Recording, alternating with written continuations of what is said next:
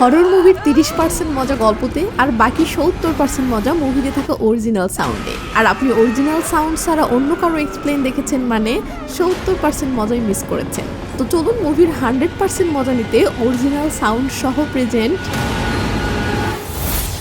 একটা মেয়ে ভাড়া বাঁচাতে লুকিয়ে 701 নম্বরের একটা পরিত্যক্ত ফ্ল্যাটে থাকতে শুরু করে। কিন্তু মেয়েটি লক্ষ্য করে ওই ফ্ল্যাটটিতে অদ্ভুত সব ঘটনা ঘটে।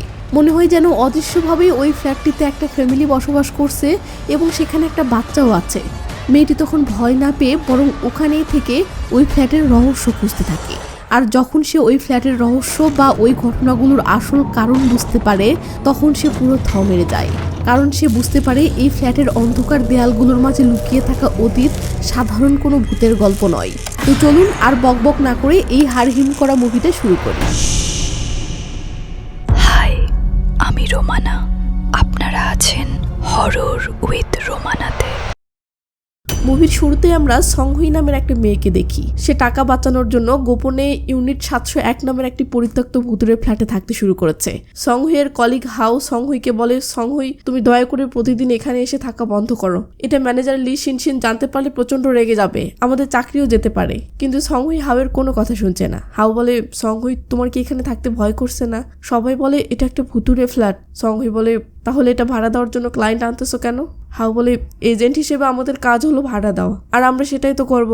কিন্তু সংহুই এসব এক কান দিয়ে শুনে আরেক কান দিয়ে বের করে দিচ্ছে। হাও বলে, আচ্ছা তুমি এখানে কতদিন থাকার প্ল্যান করেছো? সংহুই বলে, আমার নিচতলার একটা ফ্ল্যাট পছন্দ হয়েছে, সেটা কিনে তারপর। হাও বলে, তুমি কেন বুঝতেছো না? যদি কেউ জেনে যায় তাহলে আমাদের দুজনেরই সর্বনাশ হয়ে যাবে। তোমার তো বাবাও নেই মাও নেই, সো কেনারা তো তারা কেন? তুমি আমার বাসায় থাকো, আমি তোমার থেকে কোনো ভাড়া নিব না। কিন্তু না, সংহুইয়ের এক কথা, সে এখানেই থাকবে। হাও শেষমেশ বলে, ঠিক আছে, সাবধানে থেকো আর প্রতিবেশীকে কোনো কিছু বুঝতে দিও না। সংহুই বলে, তোমার বলা শেষ? হাও সেফটির জন্য একটা কাঠের তলোয়ার বের করে দেয়, কিন্তু সংহুই হাওকে বের করে দিয়ে ধ্যাম করে গেটটা লাগিয়ে দেয়। এরপর সংহুই ওয়াশরুমে গোসল করতেছে, তখন কমোটে ফ্লাশ করার শব্দ হয়। গিয়ে দেখে হ্যাঁ, বাট এখানে তো সে ছাড়া আর কেউ নেই। তাহলে কে? দুম করে লাইটটাও কেউ অফ করে। তখন সংহুইয়ের পিছনে আমরা একটা হাত দেখতে পাই। হাতটা সুইচ চেপে আবারও লাইট অফ করে দেয়। এটা সংহুইও দেখতে পাই, ভয়ে আটকে ওঠে। সে ভয়ে ভয়ে ধীরে ধীরে আয়নার কাছে গেলে দেখে তার কপালের কাটা জায়গাটা দিয়ে রক্ত ঝরতেছে। কাপড় চেঞ্জ করে বাহিরে এসে কাটা স্থানে একটু আইস লাগাই। হঠাৎ ড্রয়িং রুমে টিভি চলার আওয়াজ পেলে সেদিকে গেলে দেখে হ্যাঁ, টিভিতে বাচ্চাদের কার্টুন চলতেছে। বাট কে এটা চালু করলো? আর এখানে তো কোনো বাচ্চাও নেই। রিমোট হাতে নিয়ে অফ করবে, কিন্তু দেখে অটো কেন জানে সাউন্ড আরো বাড়তেছে। ভয়ে সে টিভির লাইনটাই খুলে রেখে দেয়। এরপর সে কারো ছায়া অনুভব করে, বাট সেটা দেখতে পায় না। এরপর আবার কলিং বেলটাও বাজতে শুরু করে। এভাবে অদ্ভুত সব ঘটনা ঘটতে থাকে। একটু পরেই সে এক দম্পতির ঝগড়ার আওয়াজ পায়। বুঝতে পারছে না যে এটা এই ফ্ল্যাটে নাকি তার উপরের ফ্ল্যাটে। তখনই আলমারির ভিতরে কারো ঢোকার আওয়াজ হয়। সময় আলমারি খুলে দেখে কই, কেউ তো নেই। তখনই নিচে একটা মার্বেল চকলেট দেখতে পাই। হাতে নিয়ে দেখতেই আরেকটা পড়ে। কই থেকে পড়তেছে দেখার জন্য ভিতরে ঢুকে ভালো করে খুঁজতেছে। তখনই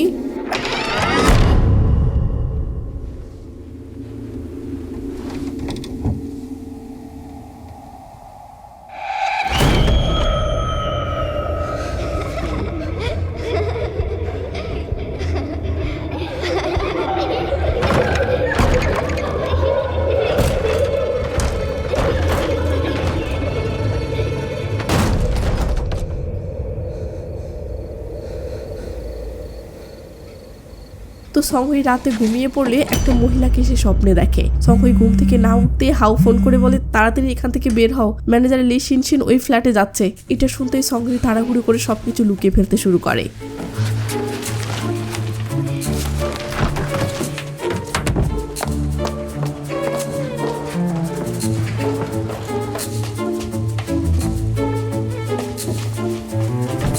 তো শিনশিন রুমে ঢুকে পড়ে। হাওয়ের তো বুক ধুকপুক করতেছে যে সংহুই কি এই সময়ের মধ্যে সব ঠিকঠাক করে বের হতে পেরেছে কিনা, তাই এদিক সেদিক সে শুধু দেখতেছে। এদিকে শিনশিন বলে, মনে হচ্ছে কারো নয়েজ শোনা যাচ্ছে। তখনই সংহুই গেটটা লাগিয়ে দেয়, তার মানে সে এখনো ভিতরেই আছে। এই মারছে। একটু ভিতরে আসতেই শিনশিন সংহুইয়ের আইডি কার্ডটা পায়। গেল। হাও বলে, আসলে গতকাল আমি আর সঙ্গই একসাথে এক ক্লায়েন্টকে ফ্ল্যাটে দেখিয়েছিলাম, তখন হয়তো কোনোভাবে এটা সে ছেড়ে গেছে। শিনশিন বলে সঙ্গই আর আমি একসাথে পড়েছি, কিন্তু নিয়মই, এটা হারালে বেতনও হারাবে। এই বলে শিনশিন একটু সরে যেতেই হাউ দেখে হ্যাঙ্গার আর ক্লিপ এখনো আছে। সরে রাখতেই দেখে সেখানেই সঙ্গই লুকিয়ে আছে। এখন কি করবে কিছুই বুঝতেছে না। এদিকে শিনশিন মেঝেতে পানি দেখে বলে এখানে তো কেউ থাকে না, তাহলে এখানে পানি কোথা থেকে আসলো? হাউ দুম করে বলে নিশ্চয়ই ইঁদুরের প্রস্রাব। শিনশিন বলে কিন্তু আমি তো কোনো ইঁদুর দেখছি না। হাউ শিনশিনকে এখান থেকে তাড়ানোর জন্য দুম করে অ্যাক্টিং শুরু করে। ও বলে মনে হচ্ছে এখানে ইঁদুর পায়খানাও করেছে, এক্ষুনি বেরিয়ে যাও, না হলে তোমার কাপড়ে লেগে যাবে।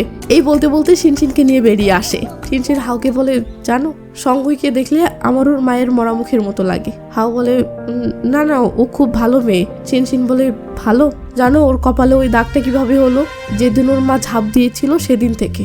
ও বলে ওর নাকি কিছুই মনে নেই। বলতে বলতেই দেখে সামনের দরজা দিয়ে সঙ্গই বের হচ্ছে। হাউ তো ভাবে ধরা খেয়ে গেছে, আর রেহাই নেই। বাট সঙ্গই স্বাভাবিকভাবে বলে শুনলাম এক প্রতিবেশী নাকি অভিযোগ করেছে, তাই দেখতে আসলাম। এটা শুনতেই হাউ বলে দেখলে তুমি যেমন ভাবো ও আসলে তেমন নয়, ও আসলে খুবই ভালো, সাহায্যকারী। শিনশিন একটু আগে যা যা বললো সঙ্গই তো সবই শুনেছে। তাই এবার শিনশিনকে বলে তুমি কি ভুলে গেছো নিজের ডর্মে কি করেছিলে? আমি হয়তো আমার ছোটবেলার স্মৃতি হারিয়ে ফেলেছি, কিন্তু তুমি যে জঘন্য কাজটা করেছিলে তা ভুলিনি। আর হ্যাঁ, আমি মরা মায়ের মতো মুখ করে থাকি, কারণ আমি আমার মাকে খুব ঘৃণা করি। এই বলে সঙ্গই ফ্ল্যাটের ভিতরে যায়। হাউ এসে দেখে সঙ্গই উপরের দিকে তাকিয়ে আছে। সঙ্গই বলে উপরের ওই ফ্ল্যাটটিতে কি কোনো দম্পতি থাকে? মানে সে রাতে ঝগড়ার আওয়াজ শুনেছিল না, সেই জন্য আর কি। বাট কনফার্ম না এটা কোন ফ্ল্যাটের। হাউ বলে আরে উপরে কে থাকে তাতে কি, আজ আমি এখানে না থাকলে শিনশিন তোমাকে হাতে নাতে ধরে ফেলতো। হাউ বলে আরে ব্যাপারটা এমন না।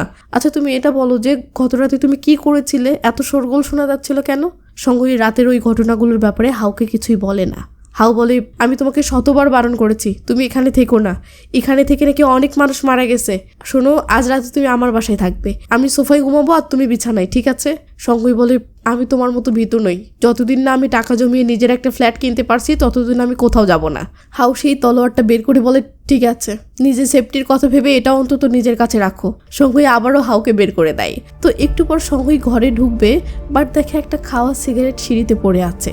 সঙ্গইয়ের সন্দেহ হয় যে উপরের 801-এ নিশ্চয়ই কেউ থাকে, তাই 801-এর ঠিকানা দিয়ে তখনই একটা খাবার অর্ডার করে।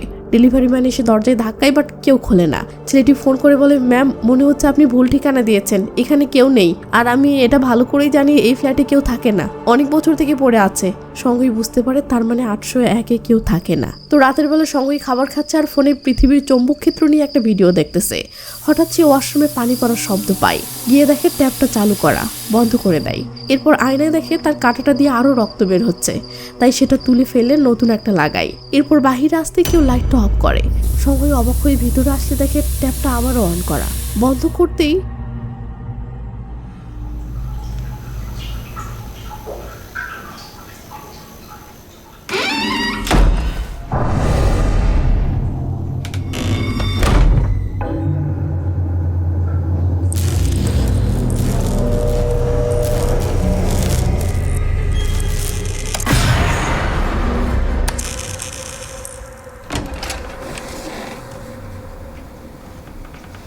তো সঙ্গই শুয়ে পড়তেই আলমারি খোলার শব্দ হয়, তাই উঠে এবার আইডি কার্ডটা দিয়ে পেঁচিয়ে বেঁধে রেখে শোয়। বাট আবারও দেখে আলমারি খোলা। এরপর যা যা হয় তা এক্সপ্লেন করলে মজা পাবেন না, তাই অরিজিনাল সিনেই দেখেন, ভালো ফিল পাবেন।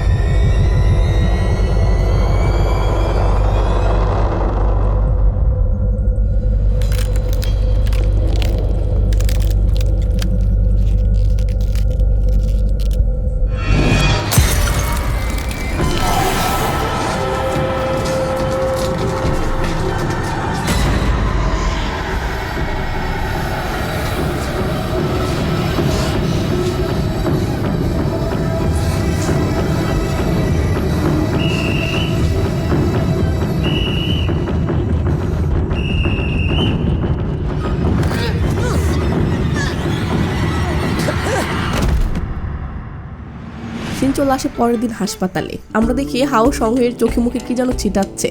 সংহি বলে, এসব কি ছিটাচ্ছ? হাও বলে, জ্যোতিষীর পুদাওয়া চাল, নিশ্চয়ই তুমি অশুভ কিছু দেখেছো। সকালে আমি তোমার ওখানে যেতেই দেখলাম তুমি মেঝেতে পড়ে আছো। আমি তো খুব চিন্তায় পড়ে গিয়েছিলাম যে ওই অশুভরা তোমার কিছু করলো কিনা। হাও এদিকে এসব বলতেছে আর ওদিকে সংহি পাশের বেডেই একটা বাচ্চার প্রতি মায়ের কতটা ভালোবাসা হয় দেখতেছে। এরপর হাও এক মুঠো চাল সংহির পকেটে দিয়ে বলে, এটা রাখো, তোমার কাজে লাগবে। আর এই দেখো, আমি তোমার জন্য তোমার পছন্দের ডাম্পলিং বানিয়ে এনেছি। সংহি খেয়ে ভালোবেসে হাওকেও একটু খেতে দিলে হাও ভীষণ খুশি হয়।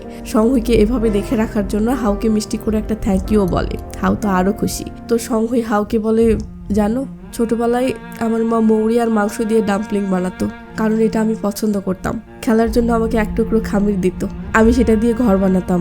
আর বেশি কিছু মনে নেই। সবাই বলেছিল আমার মা নাকি ঝাঁপ দিয়েছে। আমার বাবাও কোথাও চলে গিয়েছিল। তখন আমি মাসির কাছে থাকতাম। তখন আমার বয়স ছিল মাত্র 5 বছর। আমার মা কেন আমাকে ছেড়ে চলে গেল? সে আমাদের পরিবারটা ধ্বংস করে দিয়েছে। সে আমার শৈশব ধ্বংস করেছে। হাও বলে, ডাম্পলিং ছাড়া তোমার মায়ের আর কিছু তোমার মনে নেই? সংহি বলে, তার নাম ইয়েসুমেই। নামটা শুনে হাওয়ের কি যেন মনে পড়ে। ওই একটু পরেই দেখি দুজনে তাড়াহুড়ো করে কোথায় যেন যাওয়ার জন্য বের হয়েছে। তখন ব্যাকগ্রাউন্ডে হাওয়ের কথা শোনা যায়। ইয়েসুমেই নামটা শোনার পর হাও বলে, কয়েকদিন আগে কিছু পুরনো ফাইল গোছানোর সময় 701 নম্বরের রেকর্ডে ইয়েসুমেই নামটা আমি দেখেছিলাম। আমার মনে হচ্ছে তোমার মা হয়তো একসময় ওই ফ্ল্যাটে থেকেছিলেন। আর এরপরেই দুজনে স্টোররুমে সেই ফাইলটা খুঁজতে দৌড় দেয়। হাও বলে, আমাদের তাড়াতাড়ি এটা খুঁজে বের করতে হবে, কারণ হাতে সময় খুব কম, সবাই এসে যাবে। সংহি বলে, আমার মা 25 বছর হচ্ছে মারা গেছে, তার মানে আমাদের 2000 সালের আগের রেকর্ডগুলো দেখতে হবে। খুঁজতে খুঁজতে হাও বলে, যদি ইয়েসুমেই সত্যি ওই ইউনিটে থেকে থাকে, তাহলে তুমি এখন যেখানে থাকছো সেটা তোমার ছোটবেলার বাড়ি। তো এরা ইয়েসুমেইয়ের ফাইল পেতেই সেখান থেকে বের হবে। দেখে লি শিনশিন এসেছে, ও একজন এজেন্টকে ঝাড়তেছে।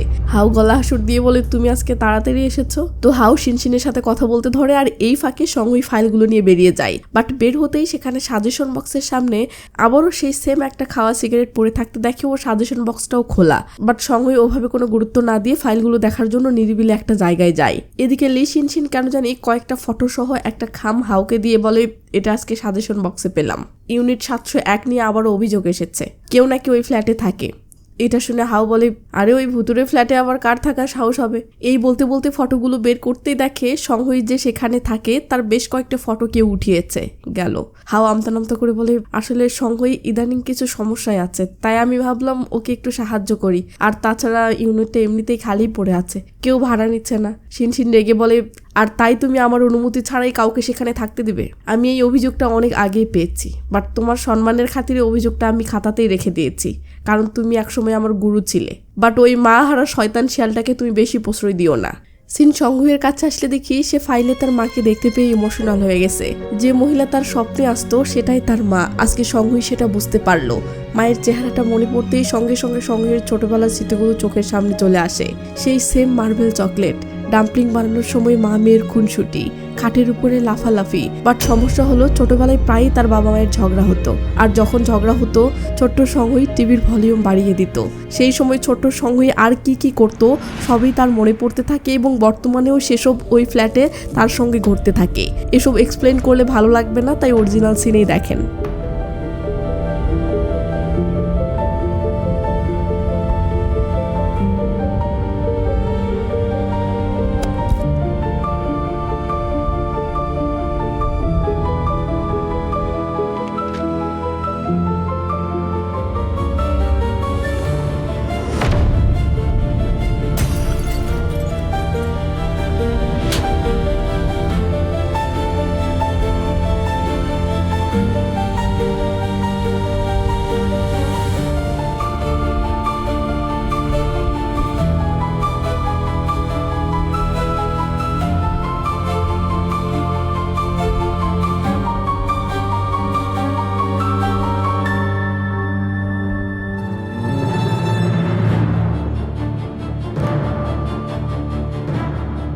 এমন সময় হাও কল করে। সংঘই কল রিসিভ করে বলে, হাও আমি বুঝে গেছি 701 কোনো ভুতুরে নয়, এর সময় অতিক্রম করার ক্ষমতা আছে। এটা অতীতে ঘটে যাওয়ার সবকিছু আবার দেখাতে পারে। ওই ফ্ল্যাটে এখন দেখাচ্ছে ইয়ে সময় মানে আমার মা কত কষ্ট সহ্য করেছে।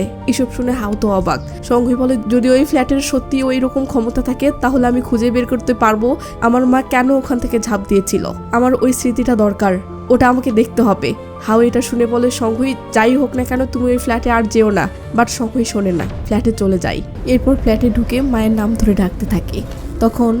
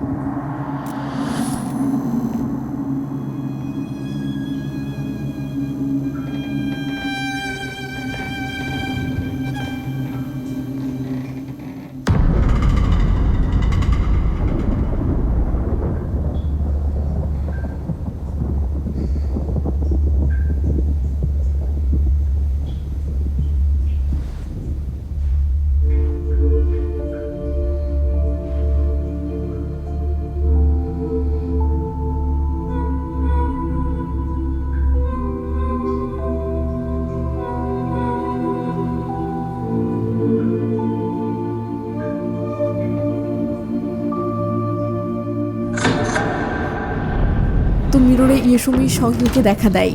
এমন সময় সংঘের বাবা চলে আসে। মানে সংঘে আবার ছোটবেলার ঘটনাগুলো দেখতে থাকে। তার বাবা তার মায়ের চুলের মুঠি ধরে বলে, তোমাকে আমি আবার পরিষ্কার করে জানিয়ে দিচ্ছি, যদি পালিয়ে যাওয়ার চেষ্টা করো তো তোমার মেয়েকে শেষ করে দিব। বাবার এমন আক্রমণাত্মক কথা শুনে সংঘ তো পুরো থমেড়ে যায়। সংঘ এতদিন জানতো তার মাই খারাপ, তার শৈশব নষ্ট করেছে, সুন্দর সংসার নষ্ট করেছে। বাট এখন দেখতেছে তার বাবাই আসলে তার মাকে নির্যাতন করত। তার মানে কি তার মায়ের ছাপ দেওয়ার পিছনে তার বাবাই দায়ী ছিল? সংঘই বাহিরে আসলে বাবার এমন ভয়ঙ্কর রূপ দেখে সে তো পুরো থমেড়ে যায়।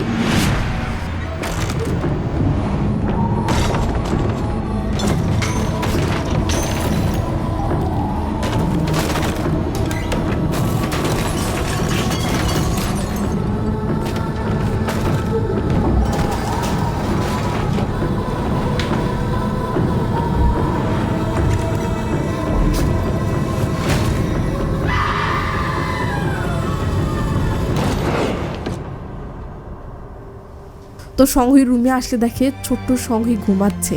তার মা এসে আদর করে হাত বুলিয়ে দিতেই সংঘইয়ের ঘুম ভাঙে। তো ইয়েসুমি মেয়েকে বলে, সোনা চলো আজ আমরা ইঁদুর বিড়াল খেলা খেলবো, ঠিক আছে? এবার বাবা হবে বিড়াল আর আমরা হব ইঁদুর।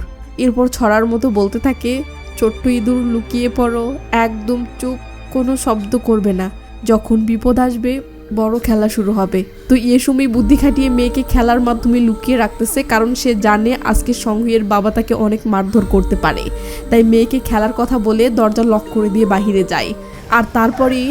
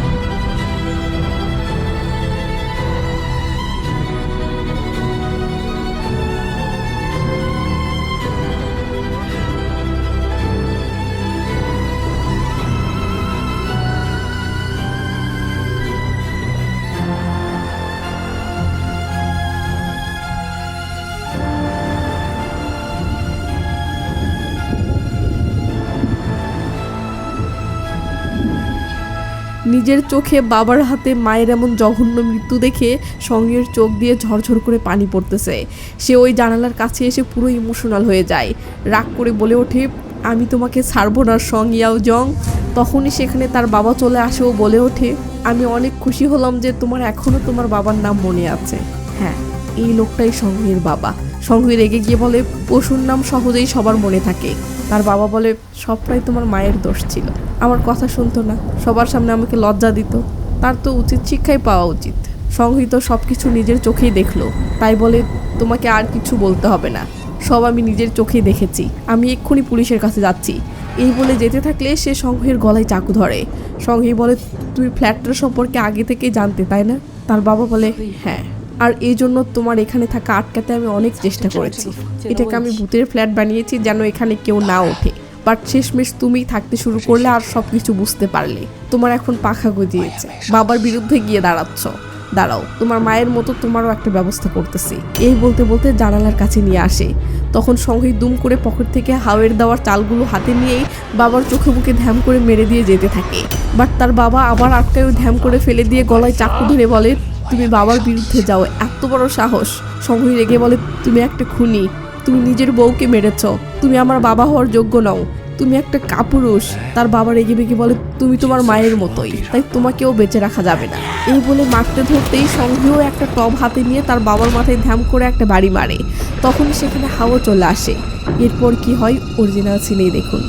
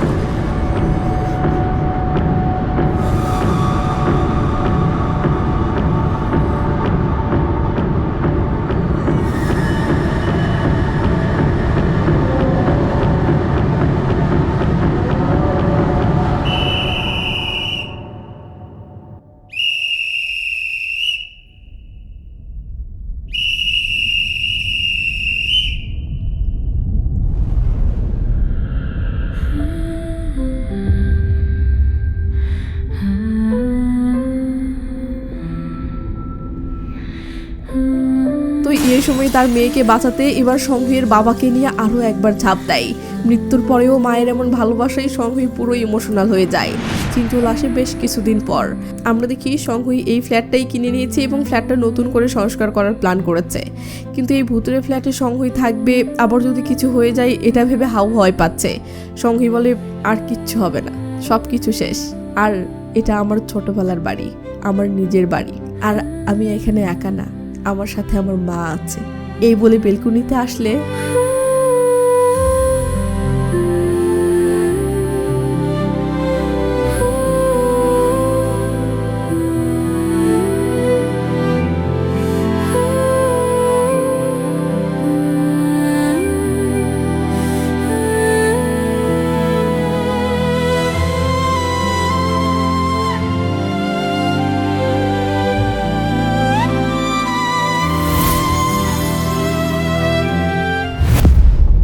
তো এটা একটু ভিন্ন টাইপের হরর মুভি ছিল, তাই আপনাদের মুভিটা কেমন লেগেছে জানি না।